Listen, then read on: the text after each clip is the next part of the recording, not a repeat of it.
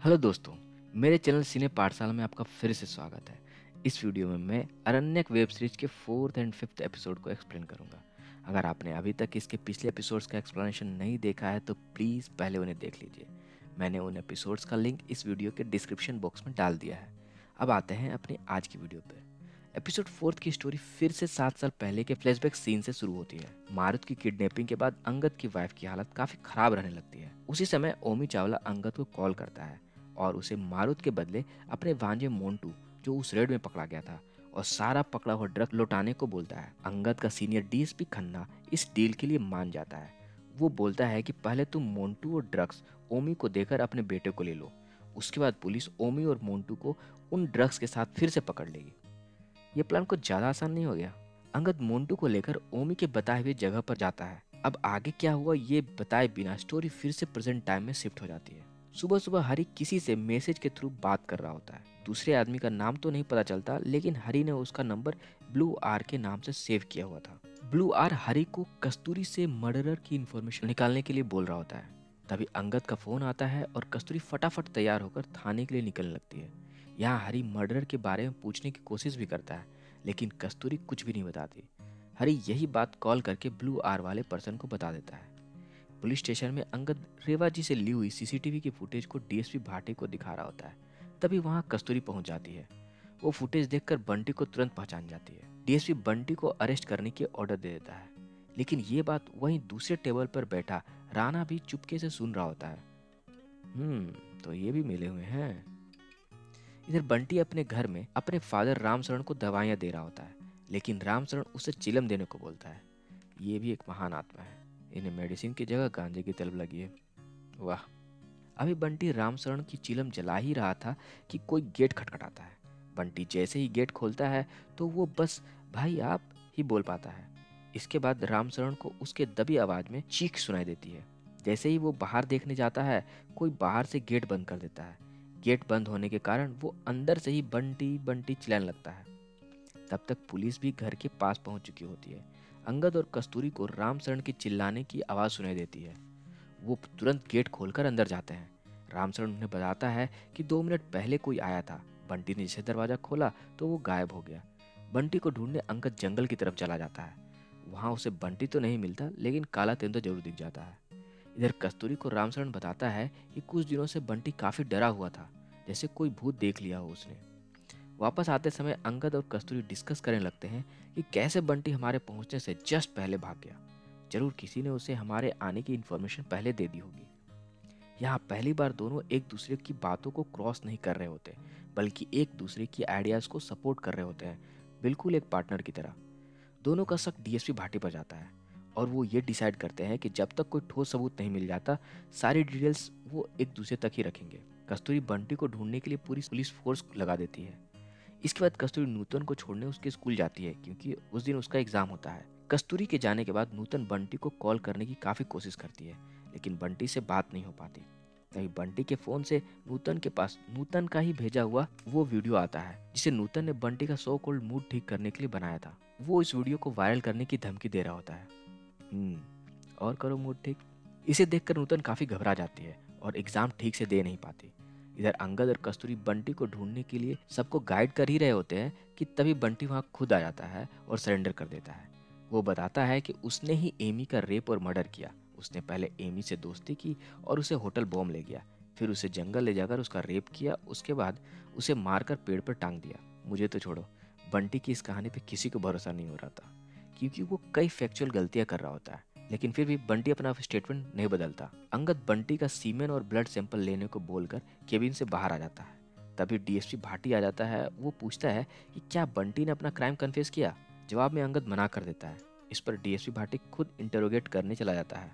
DSP Bhati की इस बात से कस्तूरी और अंगद का उन पर शक और बढ़ जाता है, क्योंकि ये डीएसपी भाटी को कैसे पता चला कि बंटी ने ही क्राइम किया है। अब बंटी तो पहले से ही क्राइम कन्फेस कर रहा होता है, इसलिए डीएसपी भाटी अंगद को बंटी को अरेस्ट कर चार्जशीट फाइल करने को बोलकर चला जाता है। इधर जंगल में डीसी अशोक रनिंग कर रहा होता है। तभी कुबेर मन्हास वहां आ जाता है और डीसी अशोक को गाड़ी में बिठा लेता है।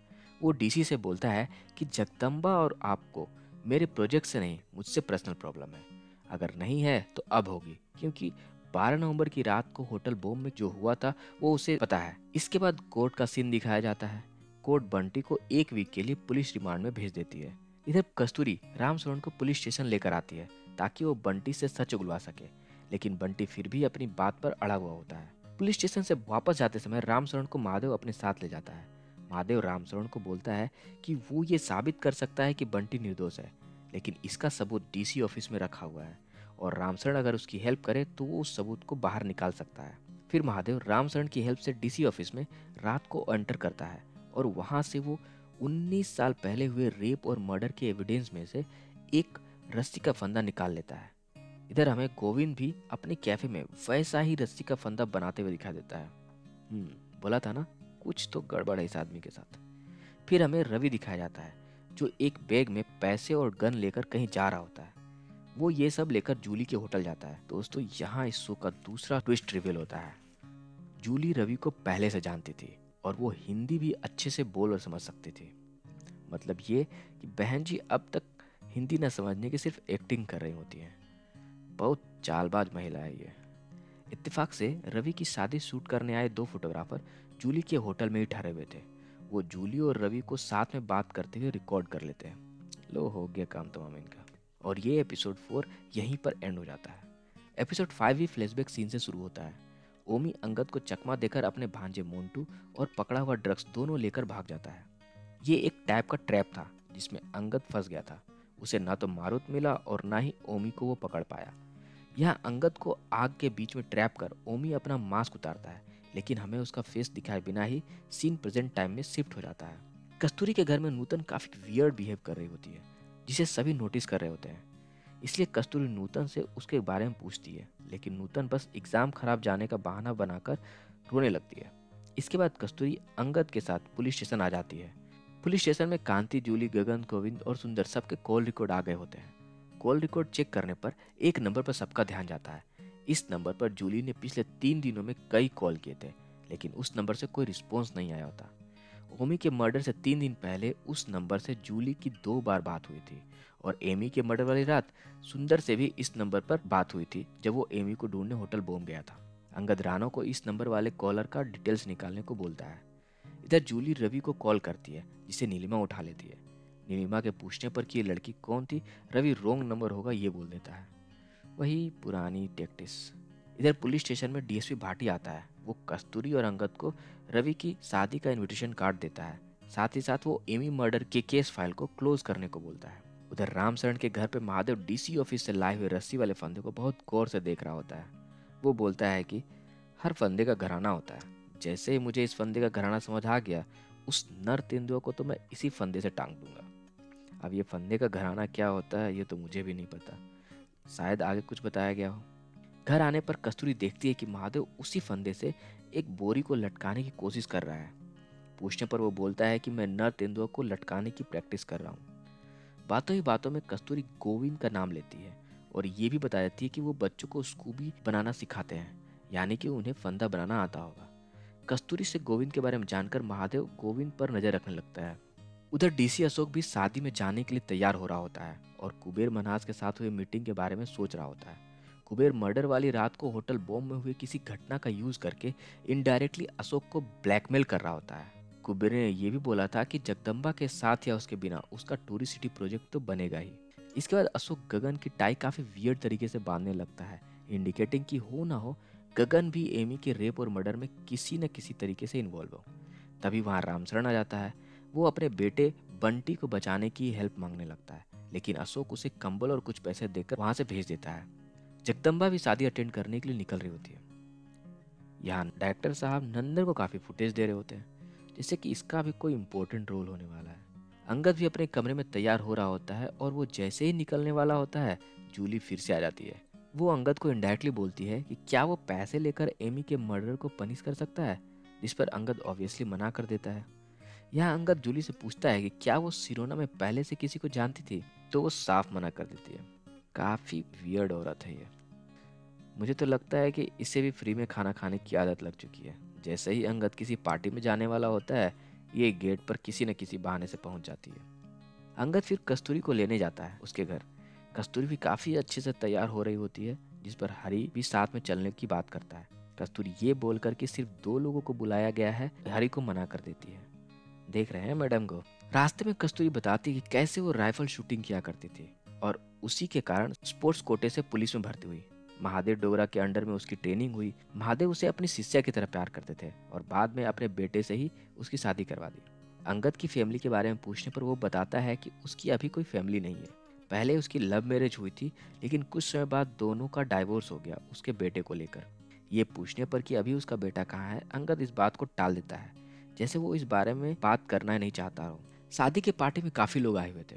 कुबेर फिर से डीसी अशोक को जगदम्बा से अपने प्रोजेक्ट का अप्रूवल दिलाने की बात कर रहा होता है और दोनों को बात करते जगदम्बा भी देख लेती है।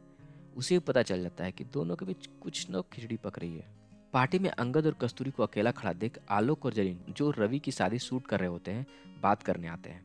वो बोलते हैं कि उनके पास इस मर्डर मिस्ट्री से रिलेटेड एक एक्सप्लोसिव जानकारी है, लेकिन उस इंफॉर्मेशन के बदले उन्हें बंटी रावत का इंटरव्यू चाहिए होगा। कस्तूरी मान जाती है और दोनों को नेक्स्ट डे पुलिस स्टेशन बुलाती है। इसके बाद पार्टी में एक डांस परफॉर्मेंस शुरू हो जाता है और इसी बीच अंगद कुबेर के पीए मिश्रा के साथ एक आदमी को नोटिस करता है और दोस्तों यही आदमी होता है ओमी चावला।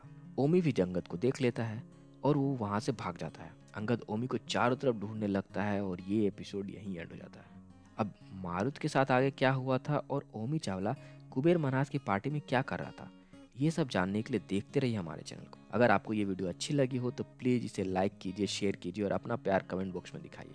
अगर आपने हमारे चैनल को सब्सक्राइब नहीं किया है तो प्लीज़ सब्सक्राइब कर लीजिए और मेरी आने वाली वीडियोस की नोटिफिकेशन पाने के लिए इस बेल आइकन बटन को भी दबा लीजिए। मिलते हैं अगले वीडियो में, तब तक के लिए bye bye, take care, be safe, thank you.